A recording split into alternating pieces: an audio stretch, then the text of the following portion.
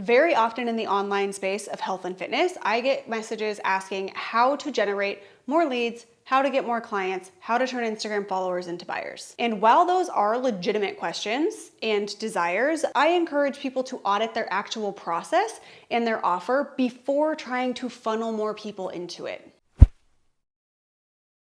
My name is Annie Miller, and I help you build a sustainable online health and fitness business without selling your soul to vanity metrics or doing sales calls if you don't want to. By the end of today's video, you'll have homework to complete that will hopefully leave you clearer on your offer, your client journey, and next steps before signing another client or your first client. Some of my most successful Fits Bros inside my Fits Bro Foundations course are actually people who have had businesses for 3 to 5 years and are pretty well established, but they realize that they need to audit their entire business and systems before scaling even larger. And this auditing process is what makes them so successful in the end, in my opinion. Today, we're gonna go over one aspect of your business and system for taking care of your clients. I don't want you to roll your eyes because you probably think that you already have this down, but I promise you that it can be improved and that your confidence in that improvement will allow you to make more sales. Trust me when I say that it feels way better and you are more likely to continuously talk about your offer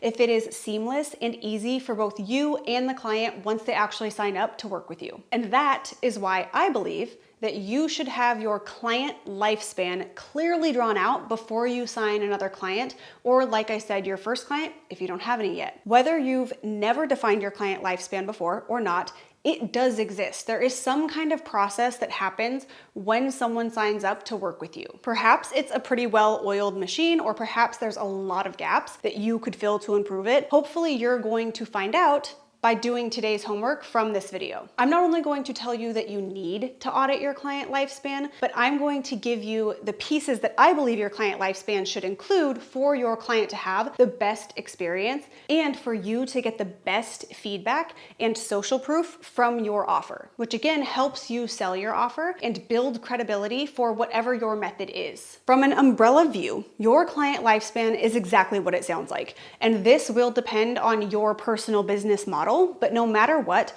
it is how your client discovers you all the way through purchasing, the onboarding process, how they get welcomed, a timeline in which they get access to your deliverables or schedule a call, when you ask for testimonies, how you ask for testimonies, how they terminate, when they terminate, what happens after termination. Maybe you have an alumni program, or maybe they're just invited to join a free community of some kind. Maybe you invite them to refer a friend if they know someone who would benefit from your offer. There are so many options here to optimize the results of a client termination, and that is something that I don't want you to sleep on if you've never thought about it before. All of the aspects within your particular client lifespan are going to depend on the format of your offer. So maybe there is a sales call that initiates it, maybe an application needs to be filled out before that sales call, but you're going to lay out every single step that your client takes in their process before working with you, during working with you, and after working with you. So first tell me, do you currently have a client lifespan defined,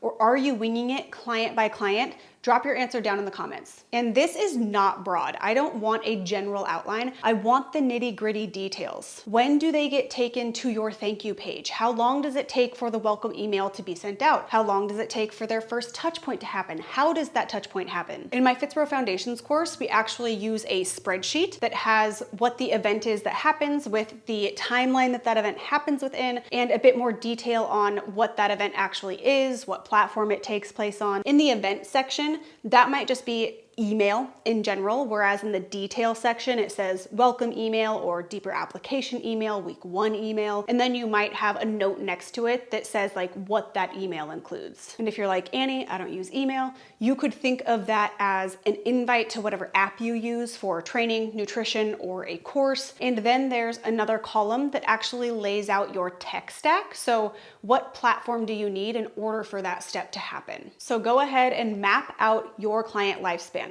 That is just step 1. This is the audit or starting from scratch, then you will need to put it into action and actually make it work. That means editing emails or onboarding systems, testimony forms, etc., building out the actual systems that allow for you and your client both to have the most seamless experience as possible in working with you. So that wraps up those educated gains. Remember that knowledge without action is nothing. So please do actually take what I taught you in this video and apply it to your business to get the most out of it. Speaking of taking action, if you did find this helpful, please like the video, subscribe, and I will see you guys in the next one.